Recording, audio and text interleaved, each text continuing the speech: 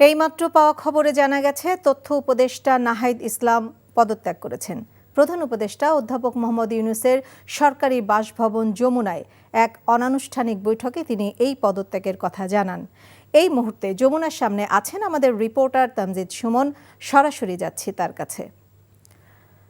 তামজিদ, তথ্য উপদেষ্টা নাহিদ ইসলামের পদত্যাগের সর্বশেষ খবর জানাবেন আমাদেরকে।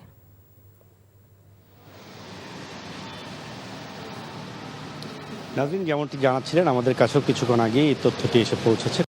প্রধান উপদেষ্টার কার্যালয় থেকে তথ্যটি জানানো হয়েছে যে তথ্য উপদেষ্টা, এবং আপনি জানেন একই সাথে তিনি ডাক ও টেলিযোগাযোগের উপদেষ্টা হিসেবে দায়িত্ব পালন করছিলেন, তিনি পদত্যাগ করেছেন, এটি আমরা জানতে পেরেছি। এবং যে আনুষ্ঠানিক ঘোষণা সেটি নিশ্চয়ই তিনি এবং প্রধান উপদেষ্টার কার্যালয় থেকে প্রতিনিধিরা দেবেন। এই মুহূর্তে আমরা যেটি জানতে পদত্যাগ করেছেন, এবং আপনি জানেন শিক্ষার্থী ছাত্র এদের যে নতুন দল গঠন হতে যাচ্ছে, সেই দলের প্রধান হিসেবেই তিনি হয়তো দায়িত্ব পালন করতে যাচ্ছেন সামনের দিনে। এই ধরনের গুঞ্জন আমরা শুনতে পাচ্ছি এবং সবার মুখে এই ধরনেরই কথা।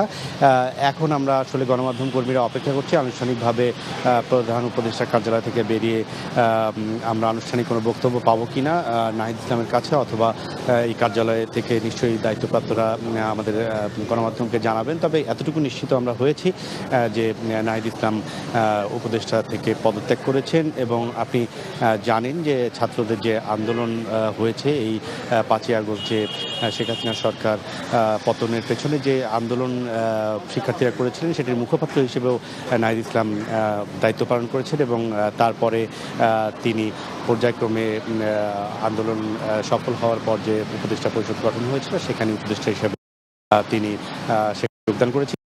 কিন্তু এই খুব অল্প সময়ের সময়ের মধ্যেই তিনি পদত্যাগ করলেন, এবং সবাই যেটি বলছেন যে তিনি এখন শিক্ষার্থীদের যে নতুন দল গঠন হবে সেটির প্রধানের দায়িত্ব পালন করবেন।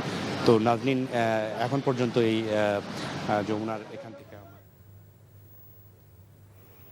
জানছিলেন নাহিদ ইসলামের পদত্যাগের খবর।